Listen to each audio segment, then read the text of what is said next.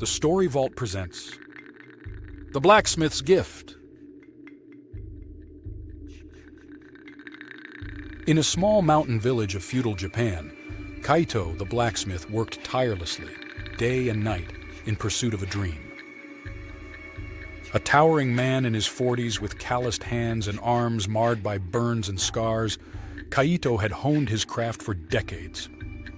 Yet despite his reputation, he always felt that one perfect blade eluded him, a katana that would become legend. One misty morning, while foraging for rare minerals, Kaito ventured deep into the forest.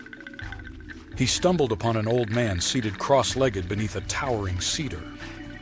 The man had sharp, piercing eyes and a knowing smile, as if he had been waiting. "I know what you seek," the old man said, his voice rough as gravel. He reached into a satchel at his side and drew out a dark, shimmering stone. Handing it to Kaito, he called it Tenshi no Kesho, the heaven's crystal. Legend had it that it was formed from the tears of fallen stars. "But heed this warning," the old man said. "Such a stone, when forged, demands more than mere skill. It challenges the soul of the one who wields it." Kaito took the stone with a mixture of awe and trepidation. He thanked the old man, who vanished into the mist as if he were part of the forest itself.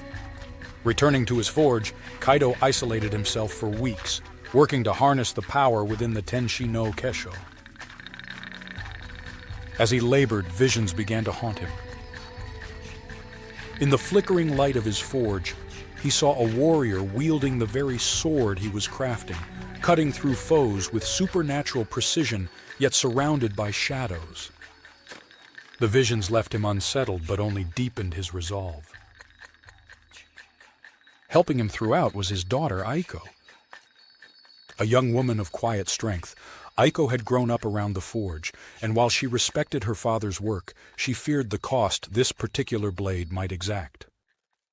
Each night she would bring him tea, tending to the forge in silence, and watching him wrestle with the crystal's unpredictable nature.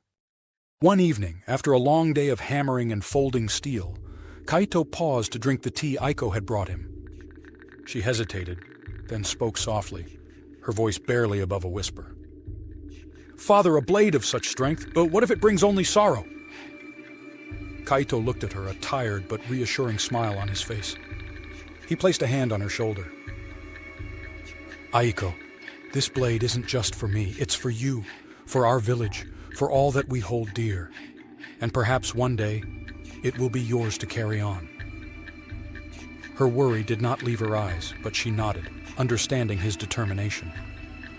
Finally, after countless nights of toil, the katana was complete. It was breathtaking, dark, gleaming metal with a faint, ethereal sheen from the Tenshi no Kesho. Kaito tested it by slicing effortlessly through boulders, bamboo, and iron. The villagers gathered to watch, murmuring in awe and fear, whispering that it was blessed by the heavens or perhaps even cursed. But Kaito refused to sell it or offer it to anyone unworthy. Word spread, and soon Takeda, a samurai of great renown, arrived at Kaito's forge. Tall and disciplined, Takeda had heard of Kaito's legendary katana and sought a blade that could match his strength. Kaito agreed to show him the blade, but with a warning.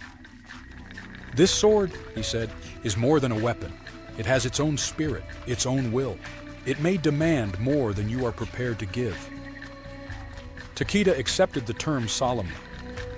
He had lived a life dedicated to honor and understood the weight of his choice.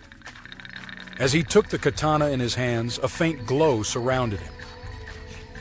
Aiko, standing beside her father, felt a chill run through her, as if the spirit of the blade were observing Takeda, testing him.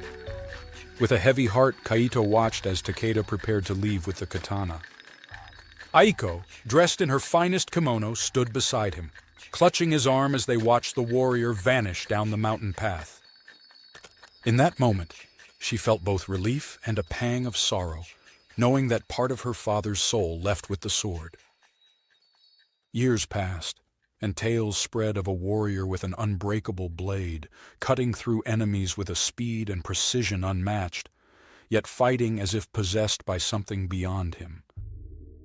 When the katana finally returned to Kaito's family, it arrived silently, wrapped carefully, as though it were a revered spirit. In the years that followed, Aiko became a guardian of her father's legacy, keeping the katana hidden and preparing to one day pass it on to another soul worthy of its power and its burden. As Kaito had hoped, the spirit of the Tenshi no Kesho lived on, binding father and daughter, and carrying with it the strength, honor, and courage of those who had wielded it. The end.